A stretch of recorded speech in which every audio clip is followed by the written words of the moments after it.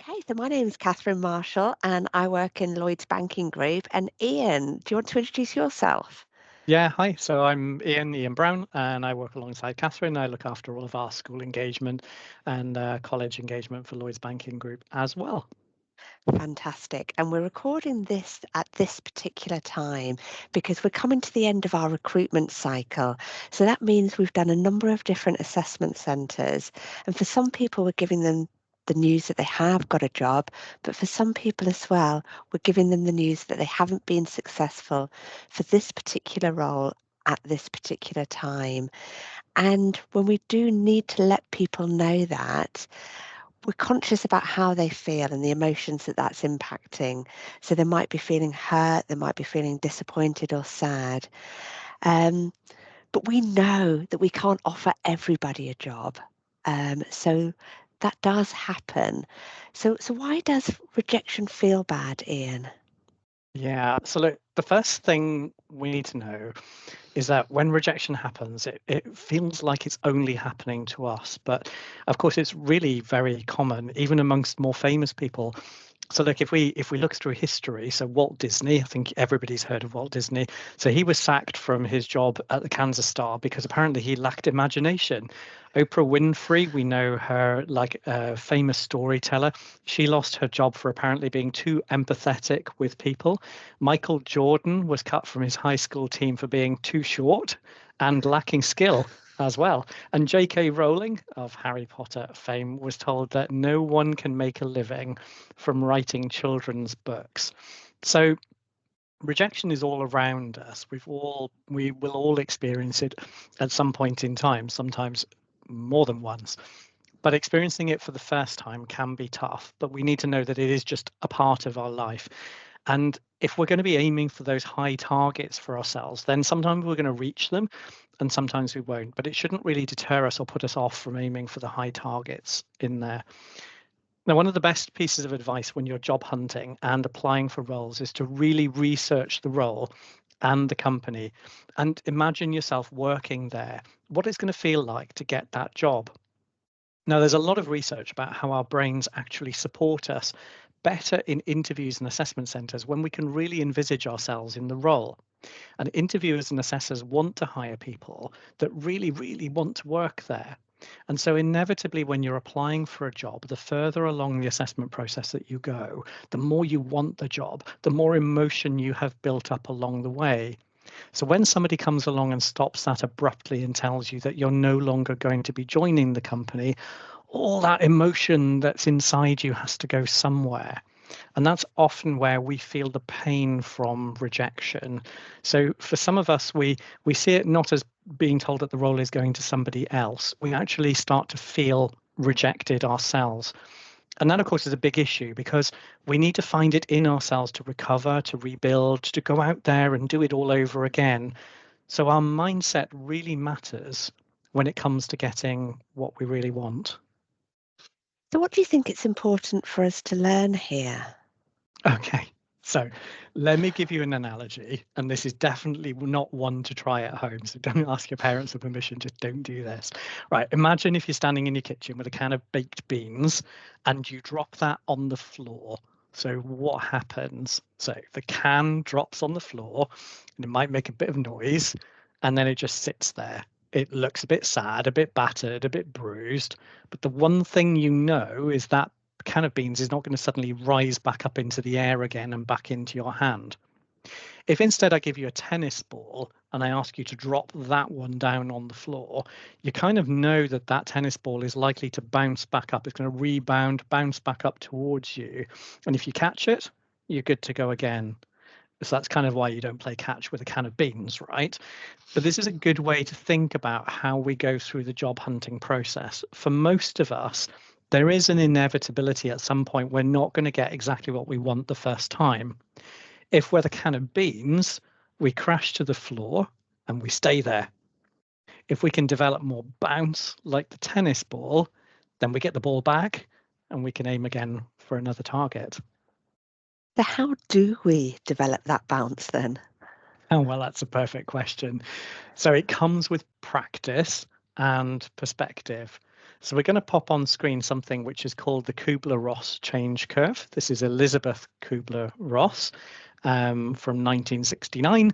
And this is how psychologists map human behavior about when we're disappointed. And it's hugely relevant when we're job hunting. So like with our tennis ball, it suggests that we're all going to take a dip on hearing the news. However, we also all have the ability to bounce back. So when the email first comes into our inbox, we may experience shock at the news we weren't expecting. We may have an urge to question the decision, to deny that it was the right one. And some of us may feel angry about ourselves, the organization, the people we encountered, the circumstances around the process. The thing is, all of this is looking backwards, and what we know is that we can't change the past. So the trick in the change curve is about moving through this and into a more forward-looking position. So as we start to rebuild, we can focus on what did I learn and what did I gain from this process? What little changes might I want to try on my next attempt? So maybe I'll explore slightly to the left and right of the original field. Maybe I'll consider a different type of apprenticeship. Maybe I might even think of a different type of company. This experience has shown me that there are other ones that do the same thing out there that I hadn't really noticed. And all of that is uncovering new possibilities. And with uncovering possibilities comes that forward energy, positive energy to take us forward. Okay, back to the tennis ball. So with the tennis ball then, it's no longer just bouncing straight up and down in front of us, but with that perspective, it bounces slightly ahead of us. And as we walk forward, it's taking us on the journey from where we've been to where we're going to go next. So that all sounds good. It sounds logical, but it doesn't sound easy to do in practice. No, and it isn't easy, but it does come easy with time. And as you move further forward with your career, like there are still going to be times when you feel sad or disappointed that you didn't get the role, but you learn to move through that disappointment curve faster, come back out the other side and focus on what you can change. Now, a really bright person this time called Stephen Covey created this image, which we commonly call circles of control and influence. And it can be a really good way to create perspective and avoid blame and avoid guilt. So in any application process, there are things that are outside your control. So you're not controlling the hiring manager. You're not controlling the decision they make, which other candidates get invited along, how the assessment has been designed. But there are things you can influence. You can influence your preparation for the interview, how well you researched the company, how you chose to present yourself, how much time you gave yourself so that you didn't rush into the interview because the train was late. So when we experience rejection, all our thoughts get all jumbled up together. But by separating out the things you can control and the things you can't control, you're more likely to be able to move through that change curve faster with greater focus. Makes sense. And one of the things that we're always encouraged to do is to ask for feedback. So, feedback on why we didn't get the job. And yet, quite often, employers can't give that kind of detailed feedback that will be really helpful. So, why is that? And what can we do instead? So they say feedback is a gift. But you know, at Christmas time, when you get that scarf or that pair of socks from an auntie, you're not really sure you actually know, but you do know that you're never going to wear it. So you always accept the gift with good grace. You always take feedback with grace, but that doesn't mean to say that you always have to wear it. Now, there is a great book by Douglas Stone and Sheila Heen called Thanks for the Feedback. And this is my take on some of their key messages on this one. So if you imagine watching your favorite TV comedy show, let's imagine Friends, because everybody knows Friends, right? As the audience, you see different camera angles. So one moment you're looking over Monica's shoulder and then you're looking at Joey's reaction to a joke. Sometimes there's a group shot so you can see all of the friends together at the same time. And then, of course, there are things happening off camera as well. Now, in an assessment process, the same kind of thing is going on. There are multiple viewpoints. You went through the assessment, you have one viewpoint. Your assessors saw you in the assessment, they have a viewpoint. The people who you were interviewed alongside, they have another viewpoint. Now, when you ask for feedback, it's helpful to remember that depending on the stage of the process, the assessor may not have that much information and a very good viewpoint on you. They may only know you by your application form. If you've gone as far as an assessment centre, then of course they're seeing much more of you, but they still know that they've only got one viewpoint of you, and their ability to provide useful feedback will depend on how much they've actually seen of you. And look, then there's also the numbers game as well. So even then, some may not be able to provide feedback, much though we'd all want it. You know, if you look at the basic maths here, let's say 2,000 people apply for 20 roles, and everybody wants feedback, and that feedback takes 15 minutes to research and provide. And that's quite conservative, really, 15 minutes per person. But just to do that alone would take one person 2 months to complete. And really, you'd want that feedback a lot sooner than 2 months later.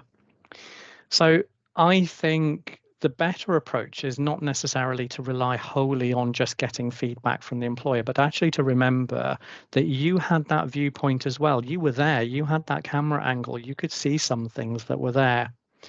And the better approach is to capture your notes in a journal after every stage of the assessment process. What happened? What were you most and least comfortable with? So that you're not waiting for feedback, you're actually able to act in real time from the experiences that you had. By all means, ask for feedback, but remember what you can influence and control yourself. If it's video interviews, maybe you don't have to wait for the real experience. Most companies have platforms that you can practice on. If it's a face-to-face interview, that might be something that a mentor can help with or support. So feedback is helpful. You don't always have to take it on board, but there are other ways to get feedback rather than just sitting there and waiting for the assessor to send it back to. Yeah, no, absolutely. And in practice, that's what I've experienced as well. So if I've gone for a job interview, I reflect afterwards and I think, yes, I nailed that question. It felt good. I could see the reaction. And then I can also identify where actually I wish I'd said something different. So we've covered quite a lot. What would you say would be the best way to pick yourself up and get back out there in your job hunting? Well, so there are a few things. So first, I'd say don't lose sight of everything that you already have. If you've dropped out at an assessment stage, then that tells you that somebody's already believed in your CV or application. Good for you. You've managed to get through that, right? You've already managed to beat a number of the odds. You may have already now got experience of some of the strange numeracy or other tests that employers like to use. That's great experience. You've got that for next time. That's one under your belt. You're there. So there's a way of focusing on what you do have rather than what you don't have. The second one, as we said, is just don't bottle up that bad feeling that comes with rejection. Accept it, understand it as normal, move your way through it and past it. Because if you try and bottle it up or hide and pretend that it's not there, it has a habit of coming back and resurfacing as nerves. And it'll come at the most unfortunate time, which will be just before your next interview. So accept it as a normal thing and move through. The third one then is about getting a laser focus on the things you want to improve, just as Kathryn said. So we might call these big rock goals. So it could be, for example, I want to get better at telling my story in interviews. I want to get better at group exercises in assessment centres, everything you wrote in that journal. And then break those down into chunks and then think about the smallest things you can do in the next couple of days that will inch your way towards success. And if you're stuck for inspiration on how to do these things, that's where sometimes a mentor can help. And there are lots of those on the Lloyd's Imagine What's Next platform. Many of them, in fact, probably all of them, have got lots of experience of rejection along the way. And you'll never know when the next call for an interview will come. So there really isn't time to lose. You draw up a plan, develop daily habits towards mastering that craft of employment, and it will pay off, not just in the immediate term, but as you further develop your career beyond your first job as well. Fantastic. So to sum this up then, Ian. Yeah. All right. There's a lot we've covered, isn't it? So let's have a go at trying to sum this up. So firstly, rejection, normal part of the process. Really famous people got rejected for the exact same things we consider them now to be super famous for. The feelings we have come from caring about something that we want. So it's okay to not be okay for a bit, but do call on support from the people that you know and trust and know you well.